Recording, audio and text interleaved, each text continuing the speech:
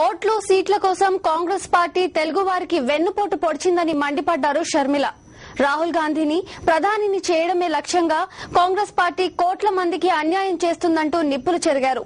సమైక్య శంఖారావంలో భాగంగా షర్మిల విశాఖలో ప్రసంగించారు. సంక్షేమానికి పాడికట్టి అభివృద్ధిని అడ్డకెక్కించి కాంగ్రెస్ పార్టీ విభజన రాజకీయాలు చేస్తోందని ఆమె విమర్శించారు.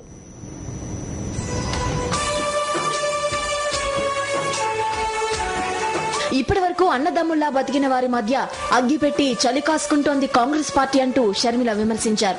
తెలుగువారి ఓట్లు దండుకుని తెలుగువారిపైనే కాంగ్రెస్ పార్టీ వేటు వేసిందని మండిపడ్డారు. తెలుగువారి భిక్షతో రాష్ట్రంలోనే కాదు కేంద్రంలో కూడా అధికారంలోకి వచ్చి తెలుగువారినే వెన్నుపోటు పొడిచింది కాంగ్రెస్ పార్టీ అన్నారు. ఇప్పటికే ఆలమట్టి నారాయణపూర్ డ్యాంలు నిండిన తర్వాత మన రాష్ట్రానికి నీళ్లు వదులుతున్నారని, అలాంటిది మధ్యలో మరో రాష్ట్రం వచ్చి కృష్ణా నీళ్లను అడ్డుకుంటే శ్రీశైలం నాగార్జున సాగర్ ప్రాజెక్టులకు నీళ్లు రావన్నారు షర్మిల. పోలవరం ప్రాజెక్టుకు జాతీయ హోదా కల్పిస్తామని చెప్తుంది కాంగ్రెస్ పార్టీ. కానీ మధ్యలో ఇంకో రాష్ట్రం వచ్చి గోదావరి నీళ్లను అడ్డుకుంటే పోలవరం ప్రాజెక్టును ఏ నీళ్లతో నింపుతారో కాంగ్రెస్ పార్టీ సమాధానం చెప్పడం లేదు.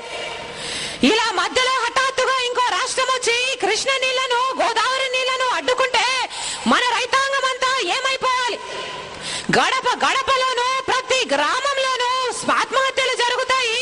గ్రామాలన్నీ వల్లకాడ్లుగా మారిపోతాయి. కృష్ణ గోదావరి నీళ్లను అడ్డుకుంటే ఒక రాష్ట్రం వచ్చి సాగునీరు కాదు కదా, కనీసం తాగునీరు కూడా ఈ కింది ప్రాంతాలకు దిక్కుండదు. కానీ దానికి సమాధానం చెప్పడం లేదు కాంగ్రెస్ పార్టీ. శ్రీకాకుళం నుంచి కుప్పం దాకా సముద్రపు నీరు తప్ప మంచినీరు ఎక్కడుంది? కృష్ణ గోదావరి నీళ్లు మన ప్రాంతానికి రాకపోతే సీమాంధ్ర అంతా ఒక మహా ఎడారి అయిపోయే ప్రమాదం ఉంది. కాంగ్రెస్ పార్టీ దీనికి సమాధానం చెప్పడం లేదు. కోట్ల మందికి అన్యాయం జరుగుతోన్నా సీఎం కిరణ్ అలాగే చూస్తున్నారంటే ఈయన ఏ రకం ముఖ్యమంత్రో అర్థం చేసుకోవచ్చన్నారు షర్మిల.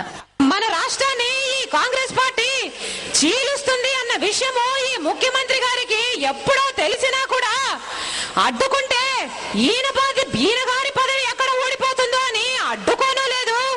ఆఖరికి దిగ్విజయ్ సింగ్ గారు వచ్చి మన రాష్ట్రాన్ని చీలుస్తున్నాము అన్న సంగతి ప్రకటించేంత వరకు ఈ ముఖ్యమంత్రి గారు ఆ విషయాన్ని గోప్యంగానే ఉంచారు. అలాంటి ఈ ముఖ్యమంత్రి ఏం సమాధానం చెప్తాడు?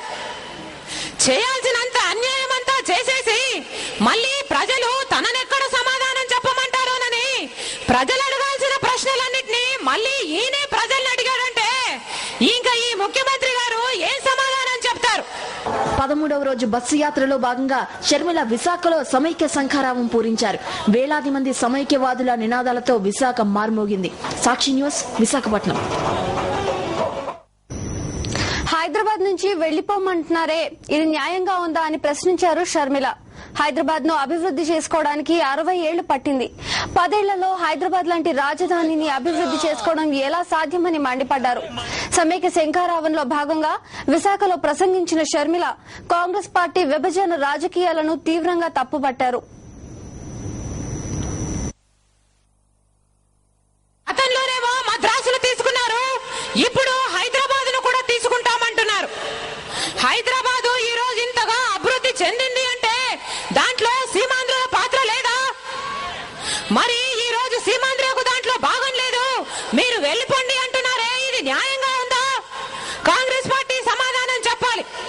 ఈ రోజు మన రాష్ట్రంలో చదువుకున్న ప్రతి విద్యార్థి మొట్టమొదటిగా తన భవిష్యత్తు కోసం చూసేది హైదరాబాద్ వైపు. అలాంటిది ఒక్కసారిగా మీకు దీంట్లో భాగం లేదు, మీరు వెళ్లిపోండి అనడం చదువుకున్న విద్యార్థులంతా తమ ఉద్యోగాల కోసము ఎక్కడికి వెళ్ళాలి? వారిని కష్టపడి చెమటోర్సి వాళ్ళని చదివించి వారి మీదే ఆశలు పెట్టుకున్న తల్లిదండ్రులంతా ఏమైపోవాలి? కాంగ్రెస్ పార్టీ సమాధానం చెప్పాలి. కేవలం 10 ఏళ్లలో హైదరాబాద్ లాంటి రాజధాని కట్టుకుని వెళ్లిపోండి అంటున్నారే, హైదరాబాద్ ను అభివృద్ధి చేసుకోవడానికి 60 ఏళ్లు పట్టింది. మరి కేవలం 10 ఏళ్లలో హైదరాబాద్ లాంటి రాజధాని కట్టుకోవడము ఎలా సాధ్యమవుతుంది అనుకున్నారు? కాంగ్రెస్ పార్టీ సమాధానం చెప్పాలి. ఇప్పటికీ మన రాష్ట్ర బడ్జెట్ లో కేవలం ఒక హైదరాబాద్ నుంచి వచ్చే ఆదాయము 50% పైనే. అలాంటిది ఒక్కసారిగా అంత ఆదాయం రాకపోతే, అంత డబ్బులు రాకపోతే మన కిందున్న మన ప్రాంతం వారికి జీతాలు ఎలా ఇచ్చుకోవాలి?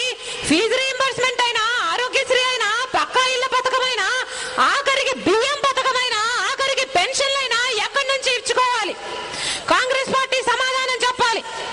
ఒక పక్కేమో కృష్ణ గోదావరి నీళ్ళు ఇయ్యరట, ఇంకో పక్కేమో రాజధాని కూడా తీసేసుకుంటారట, ఇంకో పక్కేమో సంక్షేమ పథకాలు నడిపే దారి కూడా చూపరట, కానీ విభజన మట్టుకు చేస్తారట.